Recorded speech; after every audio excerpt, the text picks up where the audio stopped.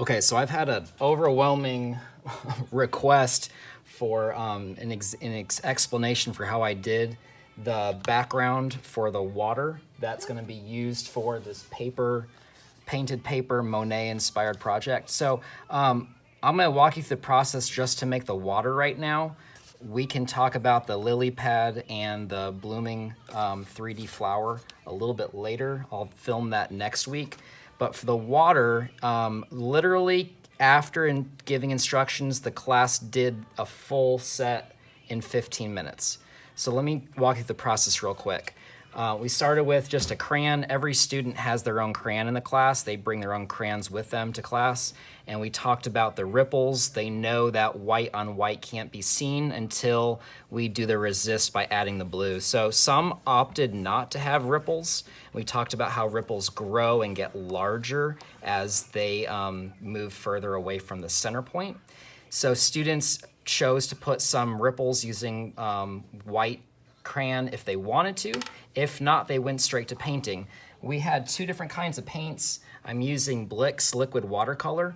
You obviously can use any kind. I actually even have some recycled where I took old Crayola little cups and threw them in there with some water and recycled some paint.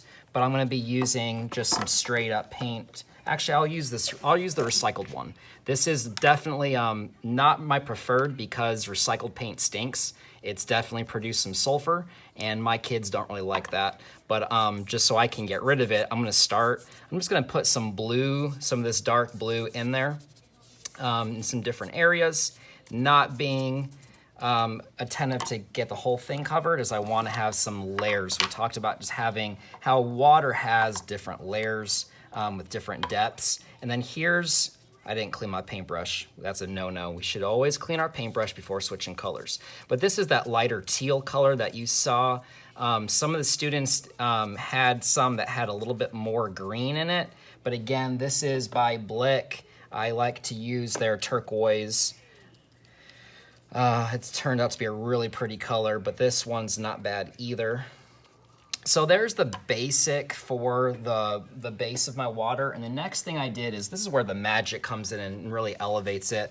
I'm using some old liquid watercolor that was handed down to me about 6 years ago, and I haven't used it much, and now I'm glad that I finally tried. So even after being shelved for about 5 or 6 years, it obviously separated, but there's a marble bearing in there, and that mixes it up.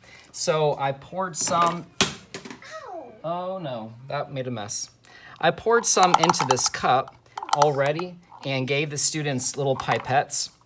So using the pipette, I just told them they only need a little bit, and they would just drip some of this around, and automatically they're gonna get excited to see that white is spreading through we're doing the wet on wet technique, and the white is going to start to spread. And then here's some silver that we put in there.